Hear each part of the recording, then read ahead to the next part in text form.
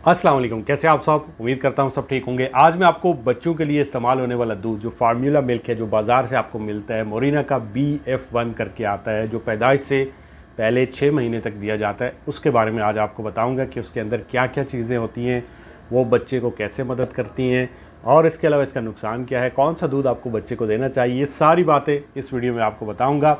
अगर आप मेरे चैनल पर नए हैं तो आपसे रिक्वेस्ट है कि मेरे चैनल को सब्सक्राइब करिए, बेल के बटन को दबाइए ताकि मेरी आने वाली हर वीडियो का नोटिफिकेशन आपको मिल सके। तो चलिए चलते हैं टॉपिक की तरफ। देखिए, टॉपिक पे जाने से पहले चंद चीज़ें जो है वो बहुत ज़रूरी हैं। सबसे पहले ये याद रखिए कि पैदाइश से लेकर 2 साल तक बच्चे के लिए माँ का दूध इंतहाई ज़रूरी है, और अगर आप 2 साल तक नहीं दे सकते तो कोशिश करके 1 साल कम से कम दें। और उससे भी जो ज़रूरी चीज़ है, जो माँ की दूध का जो पहली फॉर्म होती है जिसे कोलेस्ट्रम कहते हैं, वो बहुत ज़रूरी होती है। जब बच्चा पैदा होता है तो जो माँ की पहली जो दूध की फॉर्म होती है वो उसे ज़रूर कोशिश करके ट्राई करके दिया करें, जिससे उसकी इम्यूनिटी बूस्ट होगी और वो बीमारियों से बचा रहेगा। और ये जो फॉर्म होती है वो कुदरती तौर पे ये अल्लाह की तरफ से है कि वो 5-6 दिन बाद चेंज हो जाती है, फिर वो चेंज होती रहती है। जैसे जैसे बच्चे की जो ग़िज़ाइयत की रिक्वायरमेंट बढ़ती हैं वैसे वैसे अल्लाह ताला उसकी फॉर्म को चेंज करता रहता है। सो वो ज़रूरी है। इसके अलावा ये याद रखिए कि जो पैदाइश से बच्चा जब पैदा होता है उसके 6 महीने तक सिर्फ बच्चे के लिए माँ का दूध ही ज़रूरी होता है। उसे सिर्फ माँ का दूध ही देना चाहिए, या फिर आप फार्मूला मिल्क दे रहे हैं वो भी दे सकते हैं। कहने का मकसद ये है कि सिर्फ उसको 6 महीने तक दूध ही आपने देना है। 6 महीने के बाद फिर आपने उसको सॉलिड फूड की तरफ लाना है, जो ठोस ग़िज़ा होती है उसकी तरफ लाना है आम ज़ुबान में। और ये ज़रूरी नहीं है कि आपने 6 महीने बाद ही लाना है। अगर आपकी प्री टर्म डिलीवरी हुई है तो आप इसको थोड़ा सा लेट भी कर सकते हैं, 7 महीने बाद भी इंट्रोड्यूस करवा सकते हैं। और ये याद रखिए कि बच्चा जब 1 साल का हो जाए तो 1 साल के बाद आपने उसकी जो दूध की क्वांटिटी है उसको कम करना है और उसको सॉलिड फूड की तरफ लाना है। अब बहुत सारे लोग ये कहेंगे हम बच्चे को दूध छुड़वा दें। नहीं, छुड़वाना नहीं है, ख़त्म नहीं करना है, कम करना है। अगर आप बच्चे को दूध देते रहेंगे तो वो ज़ाहिर है उसका पेट भर जाएगा, वो ठोस ग़िज़ा की तरफ नहीं जाएगा, और जब वो ठोस ग़िज़ा की तरफ नहीं जाएगा तो फिर उसमें न्यूट्रिशनल डेफिशिएंसी आपको देखने को मिलेगी। और जो सबसे ज़्यादा डेफिशिएंसी है वो आयरन की है। खून की कमी पाकिस्तान में आपको देखने को ज़्यादा मिलती है। सो कोशिश करिए बच्चे को दूध दें, लेकिन कम करें, उसकी क्वांटिटी को कम करिए।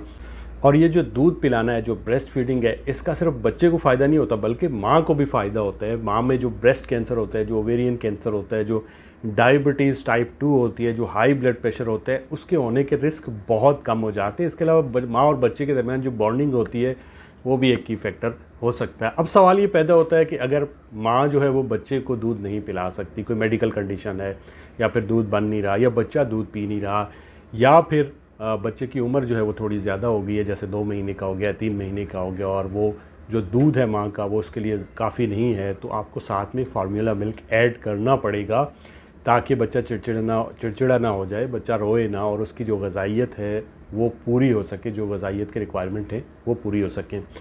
अब उसके लिए आपको फार्मूला मिल्क की तरफ जाना पड़ता है, जो कि बाज़ार से मुख्तलिफ ब्रांड के अंदर मिलते हैं। बट मैं BF1 के बारे में बताऊँगा। जब आप BF1 लेते हैं तो इसमें जो सबसे पहले आपको इंग्रेडिएंट देखने को मिलता है, 4 इसके मेन इंग्रेडिएंट होते हैं। एक इसमें होता है लैक्टोफेरिन। अब ये जो लैक्टोफेरिन है ये बेसिकली वे प्रोटीन होता है जो कि स्किम्ड मिल्क से तैयार किया जाता है। स्किम्ड मिल्क कौन सा दूध, जैसे जिसके ऊपर छाछ जो होती है, मलाई जो होती है वो उतारी हुई होती है, सो उससे उसको तैयार किया जाता है। अब ये क्या करता है, बच्चे की एक तो इम्यूनिटी को बूस्ट करता है, उसके साथ बच्चे में कोई बैक्टीरियल इन्फेक्शन है, कोई वायरल इन्फेक्शन है, या फिर कोई इन्फ्लामेशन हो रही है, उसको ख़त्म करता है। और इसके अलावा जो इसकी अच्छी चीज़ है वो आयरन की जो अब्जॉर्प्शन है उसको बढ़ाता है। सो ये जो पहला फैक्टर है वो ये होता है। अब जो सेकंड चीज़ आपको देखने को मिलती है, उसकी एक राउंड शेप होती है डब्बे के ऊपर, और उसके ऊपर लिखा होता है, उसमें न्यूक्लियोटाइड्स होते हैं। अब ये जो न्यूक्लियोटाइड्स होते हैं ये क्या करते हैं, ये बच्चे को ATP प्रोवाइड करते हैं, GTP, यानी सिंपल ज़ुबान में बच्चे को एनर्जी प्रोवाइड करने का काम ये करते हैं। अब जो तीसरी चीज़ आपको उसके ऊपर देखने को मिलती है वो होती है GOS। ये GOS क्या होता है, ये होते हैं ग्लैक्टो ओलिगोसैकेराइड्स।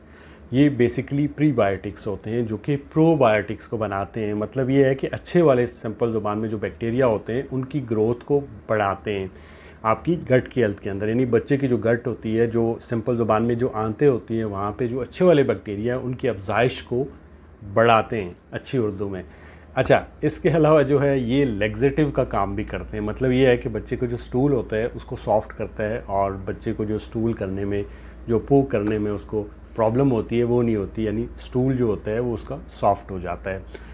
जो फोर्थ चीज़ आपको इसके डब्बे पे मेनली एक सर्कल के अंदर देखने को मिलती है वो होती है DHA। अब ये DHA कोई लाहौर वाला DHA वाला प्लॉट नहीं है, ठीक है, या DHA नहीं है।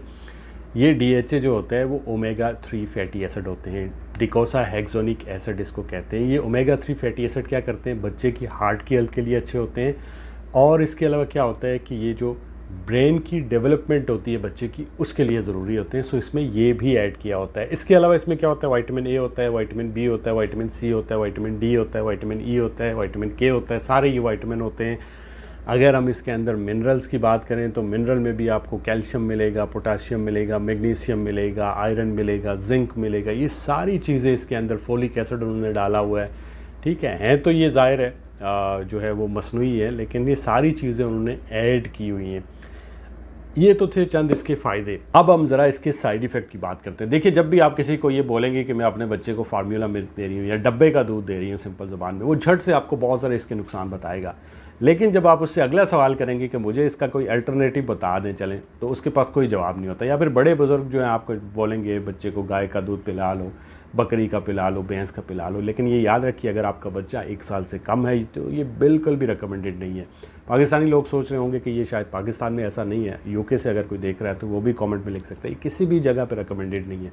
रीज़न क्या है कि जो गाय का दूध होता है, बकरी का होता है, ये न्यूट्रिएंट्स में बहुत हाई होते हैं। अगर आप ये बच्चे को देते हैं तो खुदा न खास्ता आपके बच्चे की किडनीज़ ख़राब हो सकती हैं, बच्चे को डायरिया हो सकता है, और इसके अंदर जो आयरन और फोलेट होता है वो बहुत कम होता है। तो खुदा न खास्ता आपका बच्चा एनीमिक हो सकता है, खून की कमी हो सकती है बच्चे में। सो ये बिल्कुल भी रिकमेंडेड नहीं है। अब सवाल ये पैदा होता है कि बच्चे को देना क्या है, तो आपके पास यही ऑप्शन है। ज़ाहिर है, बच्चा अगर माँ का दूध नहीं पी रहा तो आपके पास फार्मूला मिल्क का ही ऑप्शन है। सो ये ज़रूरी नहीं है कि आपने BF1 ही देना है। आपका डॉक्टर जो भी मुख्तलिफ और लैक्टोजिन करके मुख्तलिफ ब्रांड है, सो आपका डॉक्टर जो भी आपके बच्चे को देता है तो आप उसको दें। अगर वो सूट नहीं कर रहा, बच्चे को डायरिया हो रहा है, बच्चा रो रहा है, बच्चे को कोई रैशेस निकल रहे हैं, ठीक है, तो आप अपने डॉक्टर से इसको चेंज भी करवा सकते हैं। तो ये तो था BF1 के बारे में। आपको होप्स हो कि आपको वीडियो अच्छी लगी होगी और आपकी मालूमात में इजाफा हुआ होगा। दुआओं में याद रखिएगा। अल्लाह हाफ़िज़।